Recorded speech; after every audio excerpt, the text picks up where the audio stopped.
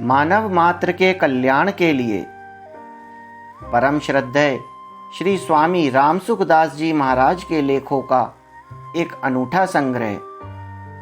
पहला लेख, सब साधनों का सार।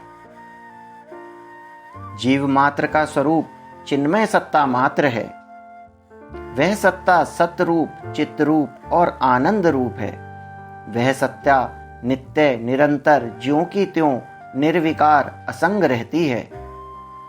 इस स्वरूप को अर्थात अपने आप को जब मनुष्य भूल जाता है तब उसमें देहाभिमान उत्पन्न हो जाता है, अर्थात वह अपने को शरीर मान लेता है। शरीर से माना हुआ यह संबंध तीन प्रकार का होता है। मैं शरीर हूं, शरीर मेरा है और शरीर मेरे लिए है। हमारे देखने में दो ही चीजें आती हैं, नाशवान अर्थात जड़ और अविनाशी अर्थात चेतन। इन दोनों का विभाग अलग अलग है। इसी को गीता ने शरीर और शरीरी, शर और अक्षर, क्षेत्र और क्षेत्रज्ञ आदि नामों से कहा है। इन्हीं को संता ने नहीं और है नाम से कहा है। हमारा स्वरूप शरीरी है, चेतन है, अविनाशी है, अक्षर है, क्षेत्रज्ञ है और है रूप है।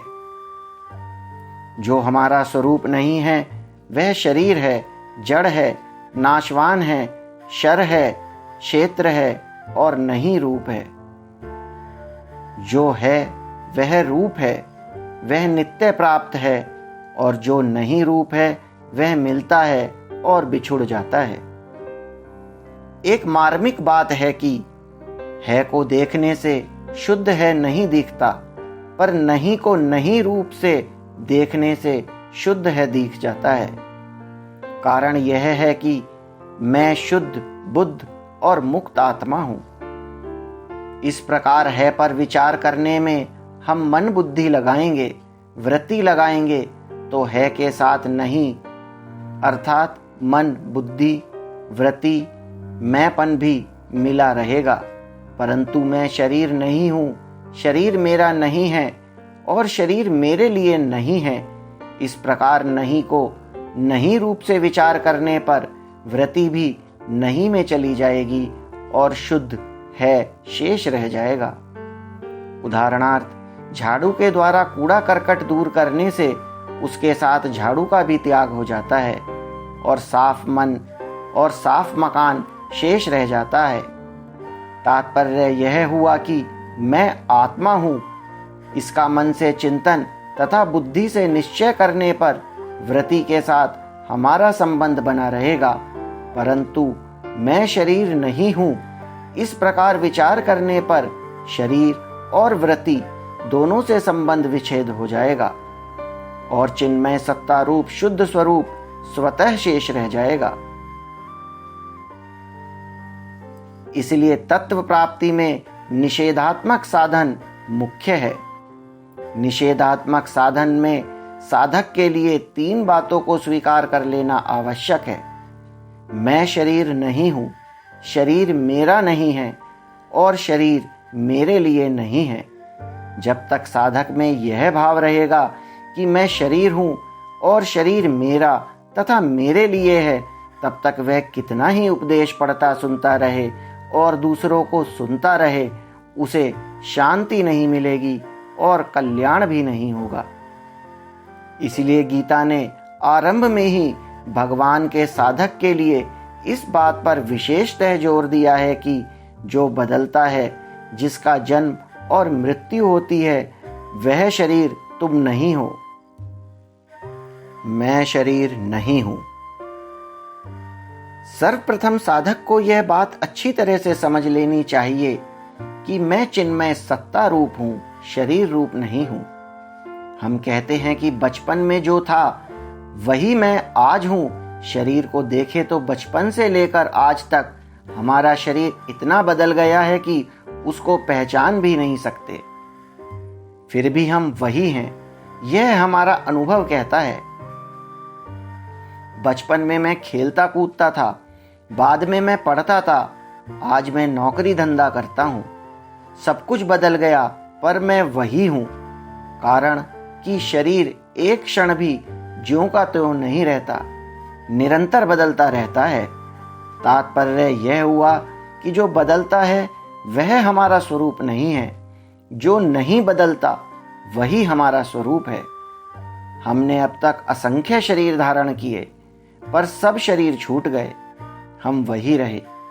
मृत्यु काल में भी शरीर तो यहीं छूट जाएगा, पर अन्य योनियों में हम जाएंगे। स्वर्ग नरक आदि लोकों में हम जाएंगे, मुक्ति हमारी होगी, भगवान के धाम में हम जाएंगे। तात्पर्य है कि हमारी सत्ता अर्थात होनापन शरीर के अधीन नहीं है। शरीर के बढ़ने घटने पर, कमजोर बलवान होने पर, बालक बूढ़ा होने पर अथवा रहने न रहने पर हमारी सत्ता में कोई फर्क नहीं पड़ता।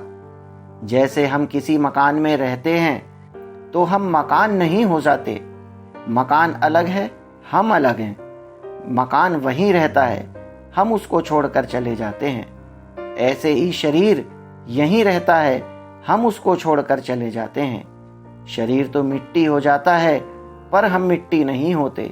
हमारा स्वरूप गीता ने इस प्रकार बताया है। शस्त्र इस शरीर को काट नहीं सकते, अग्नि इसको जला नहीं सकती, जल इसको गीला नहीं कर सकता और वायु इसको सुखा नहीं सकती। यह शरीर ही काटा नहीं जा सकता, यह जलाया नहीं जा सकता, यह गीला नहीं किया जा सकता और यह सुखाया भी नहीं जा सकता, कारण कि यह नित्य रहने वाला, सब में परिपूर्ण, अचल, स्थिर स्वभाव वाला और अनादि है। तात्पर्य है कि शरीर का विभाग ही अलग है और न बदलने वाला शरीरी अर्थात स्वरूप का विभाग ही अलग है। हमारा स्वरूप किसी शरीर में लिप्त नहीं है, इसलिए उसको गीता में भगवान ने सर्वव्यापी कहा है। येन सर्वमिदं ततं सर्वगतः। तात्पर्य है कि स्वरूप एक शरीर में सीमित नहीं है, प्रत्युत सर्वव्यापी है। शरीर पृथ्वी पर ही अर्थात माँ के पेट में बनता है, पृथ्वी पर ही घूमता फिरता है और मरकर पृथ्वी में ही लीन हो जाता है। इसकी 3 गतियां बताई गई हैं। इसको जला देंगे तो भस्म बन जाएगी, पृथ्वी में गाड़ देंगे तो मिट्टी बन जाएगी और जानवर खा लेंगे तो विष्ठा बन जाएगी।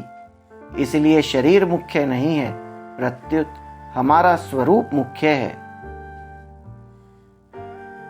यद्यपि होनापन अर्थात सत्ता आत्मा का ही है, शरीर का नहीं, तथापि साधक को यह भूल होती है कि वह पहले शरीर को देखकर फिर उसमें आत्मा को देखता है, पहले आकृति को देखकर फिर भाव को देखता है।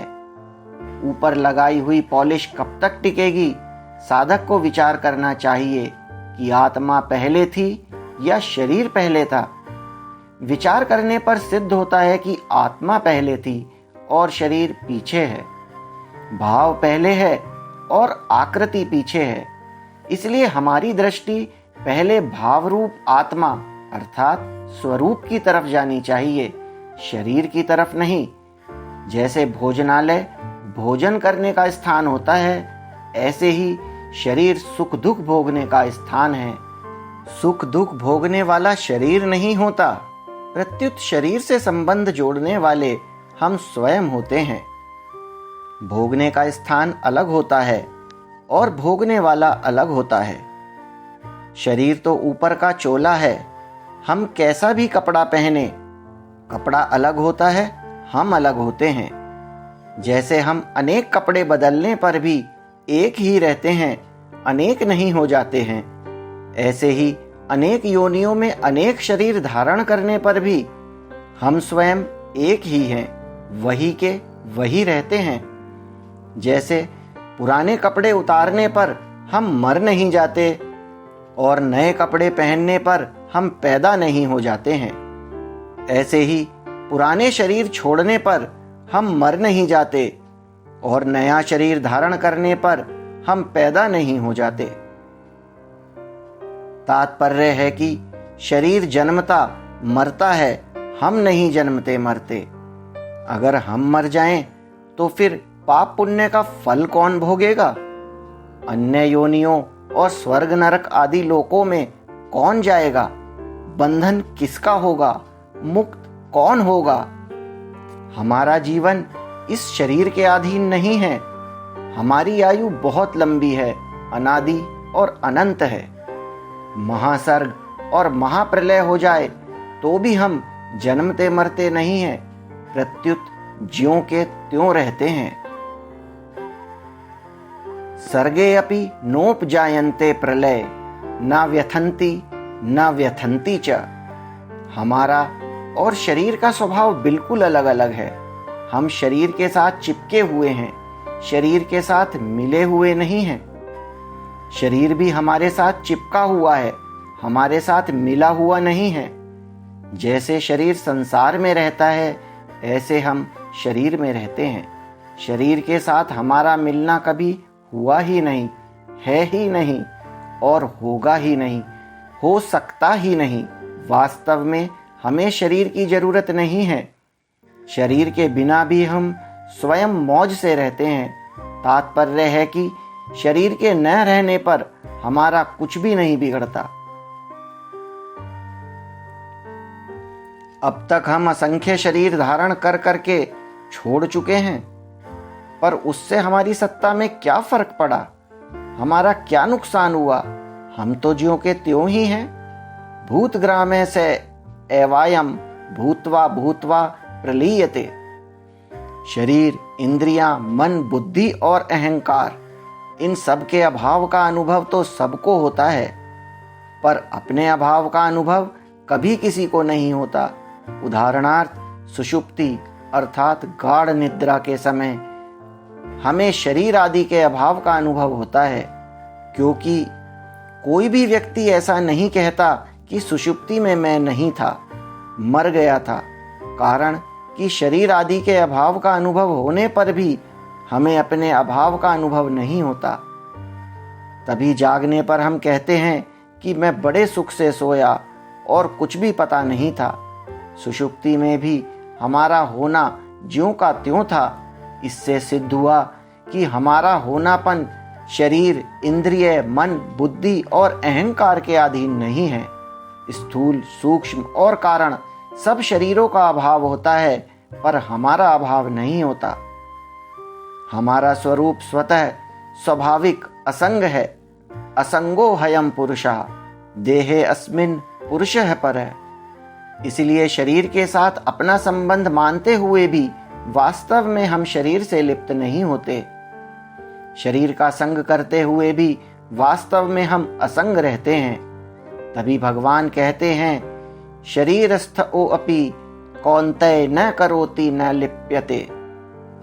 तात्पर्य है कि बद्धावस्था में भी स्वरूप वास्तव में मुक्त ही है। बद्धपना माना हुआ है और मुक्तपना हमारा स्वतः सिद्ध स्वरूप है।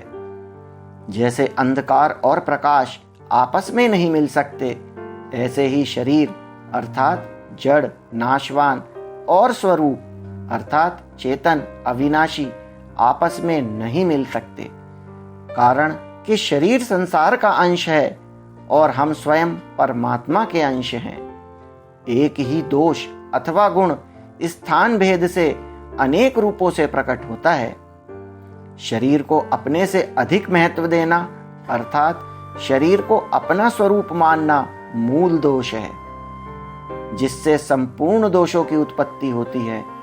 अपना स्वरूप अर्थात चिन्मय सत्ता मात्र को शरीर से अधिक महत्व देना मूल गुण है, जिससे संपूर्ण सद्गुणों की उत्पत्ति होती है। अर्जुन ने गीता के आरंभ में भगवान से अपने कल्याण का उपाय पूछा। इसके उत्तर में भगवान ने सर्वप्रथम शरीर और शरीरी अर्थात स्वरूप का ही वर्णन किया।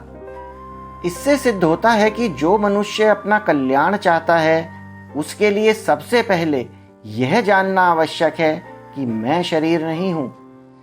जब तक उसमें मैं शरीर हूं यह भाव रहेगा, तब तक वह कितना ही उपदेश सुनता रहे अथवा सुनाता रहे और साधन भी करता रहे, उसका कल्याण नहीं होगा। मनुष्य शरीर विवेक प्रधान है, अतः मैं शरीर नहीं हूं, यह विवेक मनुष्य शरीर में ही हो सकता है। शरीर को मैं मानना मनुष्यता नहीं, प्रत्युत पशुता है। इसलिए श्री सुखदेव जी महाराज परीक्षित से कहते हैं, त्वं तु राजन मरिष्येति पशु बुद्धि मिमाम जहि, न जाते प्राग भूतो अद्य देहवत्वम न नश्यसि। हे राजन, अब तुम यह पशु बुद्धि छोड़ दो कि मैं मर जाऊंगा। जैसे शरीर पहले नहीं था, पीछे पैदा हुआ और फिर मर जाएगा, ऐसे तुम पहले नहीं थे, पीछे पैदा हुए और फिर मर जाओगे, यह बात नहीं है। शरीर कभी एक रूप रहता ही नहीं और हमारा स्वरूप कभी अनेक रूप होता ही नहीं। शरीर जन्म से पहले भी नहीं था, मरने के बाद भी नहीं रहेगा और वर्तमान में भी यह प्रतिक्षण मर रहा है। वास्तव में गर्भ में आते ही शरीर के मरने का क्रम शुरू हो जाता है। बाल्यावस्था मर जाए तो युवावस्था आती है, युवावस्था मर जाए तो वृद्धावस्था आती है, वृद्धावस्था मर जाए तो देहांतर अवस्था अर्थात दूसरे शरीर की प्राप्ति हो जाती है। लेख आगे जारी रहेगा, अगला भाग जल्द आ जाएगा। धन्यवाद।